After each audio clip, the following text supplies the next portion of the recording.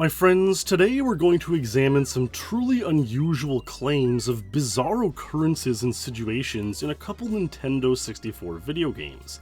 Like, can you really crash your Mario Kart 64 cartridge by forcing a tie under specific circumstances? Can using Paintball mode have some unforeseen effects with GoldenEye guards? And why are GameShark codes so buggy in The World Is Not Enough? Does it just continue to keep happening? Let's put on our spelunking gear and find out. Here we go! Here's an anonymous communique I received a few months ago about getting a tie in Mario Kart 64. Now, any experienced player will know that even if you get a tie during a Grand Prix game, the game will just pick someone to finish ahead of the other player. I was able to do this a few times thanks to using the Nintendo Switch Online save state mechanism, and it seems that it kind of just gives the win or the higher position to whatever player had more speed while crossing the line, even if you end up with the same time to the 100th of a second. So, effectively, the game doesn't really want to give you a dead heat tie in this sort of situation. So, fair enough. But is there any circumstance in which two players could possibly tie and the game decides this to be so? And could this have chaotic or destructive results on one's cartridge? Well, let's read an excerpt from this bizarre message I received a while ago. Disclaimer, before you try this at home, spoiler, the game crashes and I do not know if it can permanently break your console or game. For me, a reset was all it took to go back to normal, but I cannot ensure it for everyone. Not sure if when the game crashed I was playing a loud audio, so keep the volume low. I am also going to throw in a visual sensitivity disclaimer here to be sure. Pick battle, pick skyscraper, pick two-player. Both players have to have the same weight, for example Mario versus Luigi, and start the battle. As soon as you can, hold down A button on both controllers and never release them. This will make both players get a failed rocket start. This is good because now both players should start going at the same time. Now they will drive into the center of the level where there is this hole that will make them fall and lose a balloon each. Hopefully at the same frame, because if both players start at the same frame, had the same weight, and were just as far away from the center at the start, this should be frame perfect. Now keep holding down A, and this will happen 2 more times until both players have lost all of their balloons. What happens when both players lose their last balloon at presumably the same frame? For me, the game crashed. It crashed when I tried this back in 2002 on my cartridge, and it crashed in 2007 when I showed this for my friend at his place on his cartridge. Both tests were done on a Swedish cartridge. The game crashed by just being frozen, but I recall both times I got to see a red square in the corner. There you have it. There were neither a frame-perfect draw implemented into the game, nor a priority to one of the players. It crashed. Well, okay, so that is quite unusual. I put this to the test, and one of the first things I noticed cast some doubt on OP's reliability or his memory of this overall story. For example, if you do try this with Mario and Luigi, well, they're not exactly the same weight. Mario is a little bit heavier than Luigi, so when they first bump into each other, Luigi loses a balloon. They both lose a balloon after falling down, so Mario's up 2-to-1 balloons, and once we try this again, Mario will win the test between the two. Luigi falls, loses his last balloon, Mario still has one left. So that didn't work. Then I tried DK and Wario, two characters who do seem to indeed have the same weight. Now again, the outcome here is slightly different. They do collide mid-air, losing one balloon each. Then they fall to the bottom of the central pit in the skyscraper, losing another balloon. So this is already a little bit different than what OP has described in his account of the story. Either way, we can start again, so we reset and drive towards each other once again, but here's the problem. They missed this time around. Wario actually covers the gap, while DK falls into it, so DK loses and Wario wins. Now that is very strange. For some reason when Lakitu places them down, The angle or something is just a little bit different. Maybe it has to do with the lag on the stage, but they don't hit each other in mid-air, and Wario crosses the gap. Now, I eventually did find a way around this. If we do this process again, but once they're down to one balloon, we hold A and B at the same time, thus driving slowly and spinning out, both DK and Wario will meet the edge and fall down at the exact same time. Okay, so premise completed. We've gotten both to lose their last balloon at the exact same time, a dead heat, same frame and all. So the game should try to process an unexpected tie and crash, right? At least according to OP. Well, it doesn't.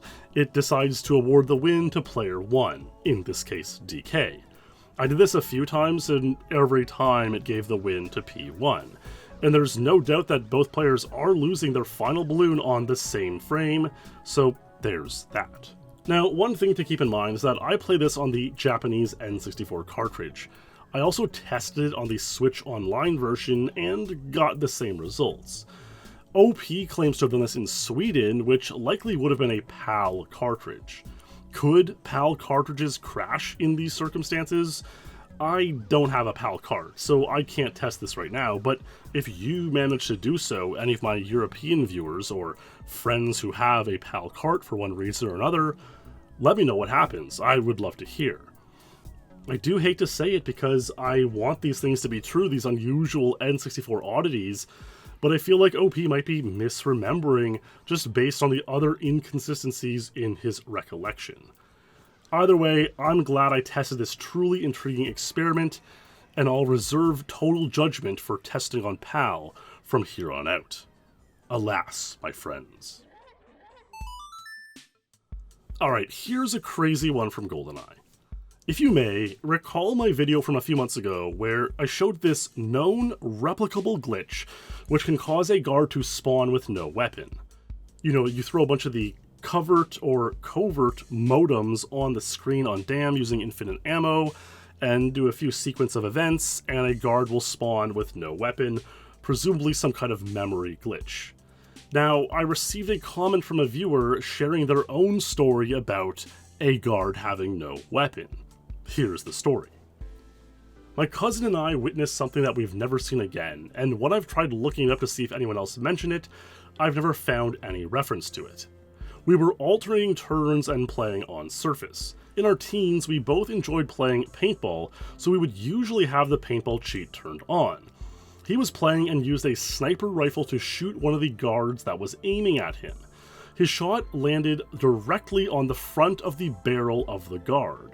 You could see the paintball splatter on the model texture. The guard himself wasn't hurt. The guard then stopped, looked at his gun, and angrily shook it and threw it away, and then the guard charged at him with his fists.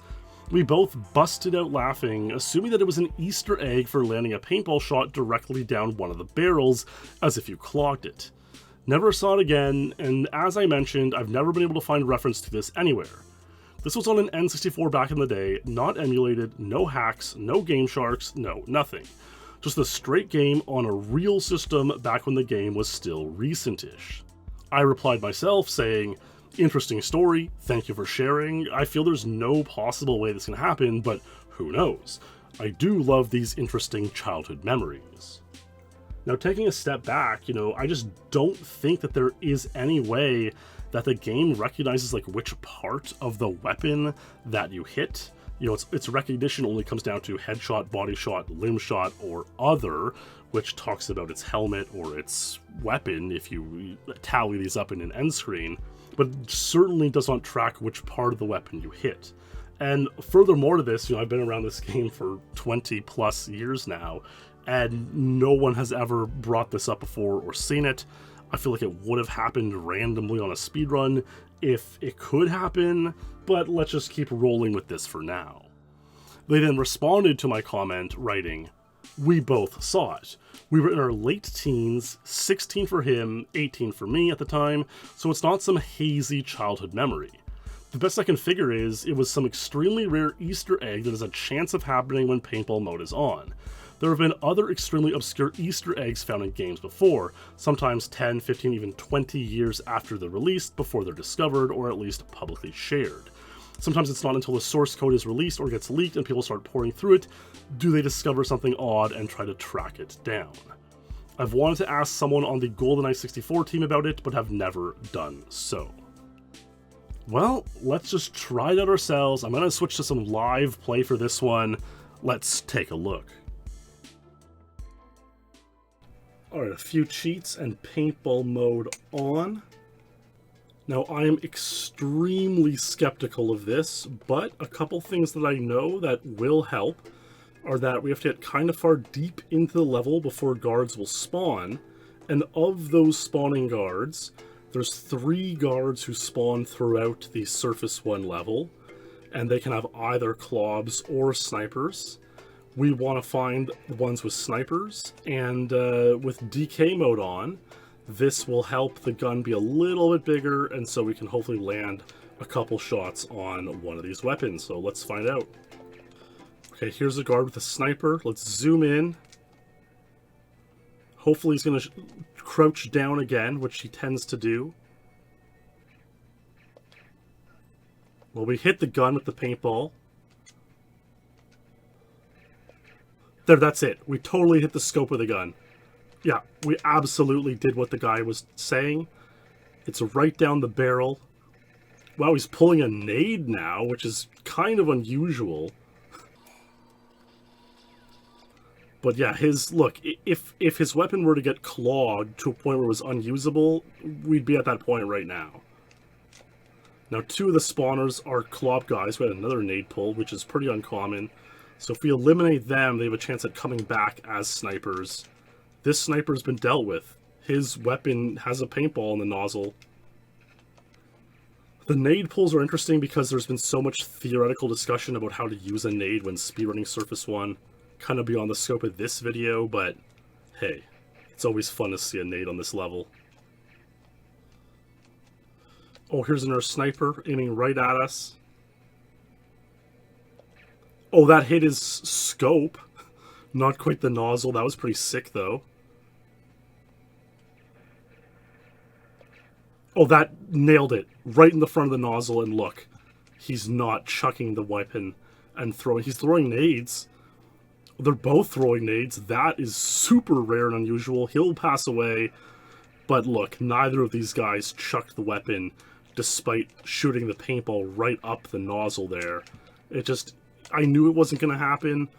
And I do have a theory of what the commenter was discussing or what he may have been remembering. But it's just not something that happens in GoldenEye. These guys do not ever toss their weapons.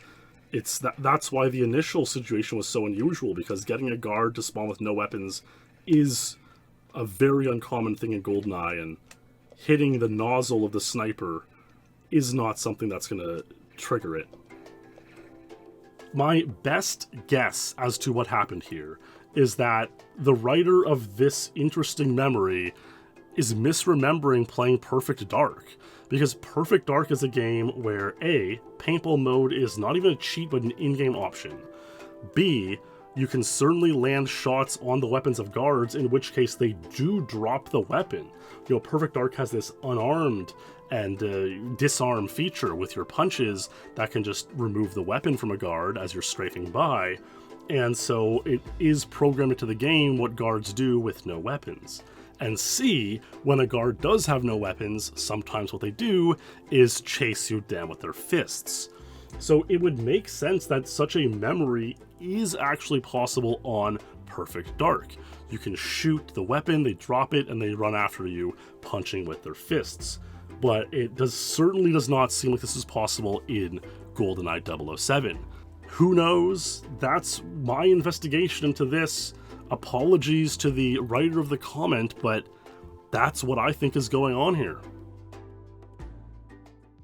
Lastly today, I just want to share some clips about The World Is Not Enough. You know, I've been doing the speed lore episodes on my speed lore channel of this game, and I've been playing it a little bit, especially trying to study the game with some Game Shark codes or hacks, and it's just so bizarre. You know, there's these moon jump codes that I've found once upon a time, and I was able to successfully use them here or there, especially to access the balcony on the courier stage, which was cool and dandy. But it's really hard to get them to work on other stages. We can see a large amount of the time when I try to activate them, even the menuing of the game gets all messed up and glitchy. And it often crashes in between loading sequences when you see the game like this. It's almost like trying to push through a crooked cartridge type of scenario. Now, a couple times I've loaded into the Masquerade stage, and instead of being able to sort of control your moon jumping, you know, kind of jump up, up, up, and kind of slowly rise up or down, it just immediately shoots you to the ceiling of the stage. This is kind of interesting that these levels have like a set ceiling that you can't really climb higher than. But yeah, it just shoots me to the ceiling. I have experienced once or twice where I was able to kind of roam freely and jump on top of stuff, but I don't have footage of that, unfortunately. I just have this footage of being taken to the ceiling of the Masquerade stage. The turncoat stage is another one that I've looked at, trying to get the moon jump code. It would actually be kind of a sick speedrun because you could cut off a lot of time using moon jump on turncoat. There's a lot of kind of up-down verticality on the level, but it usually crashes when you try to load turncoat with the moon jump code on. And what's even more bizarre is when it does go through and you can play it, you don't moon jump and just all the textures are really messed up and broken. Like, these walls are not supposed to look like this. And it's just such a deep mystery to me, like what exactly is going on in the code of The World Is Not Enough, making the Game Shark codes so kind of distorted. You know, in GoldenEye and other games, I've been able to quite successfully play and use them and really examine some unusual things. But in The World Is Not Enough, they're just so buggy. I mean, it makes sense you're digging into the game's code, altering these things that aren't maybe supposed to be altered, and maybe there's just been less investigation into this game over the years, so the codes aren't as refined. But it's just so bizarre, and I just want to share these strange, glitchy footage with you today. Anyways, that'll do for this video, my friends. Thank you all for watching. I hope you enjoyed these strange examinations of unusual N64 memories and encounters. A huge thanks to the Patreon supporters and channel members for all your support of my work. Stay true, my friends, and I will see you in the next stream or video.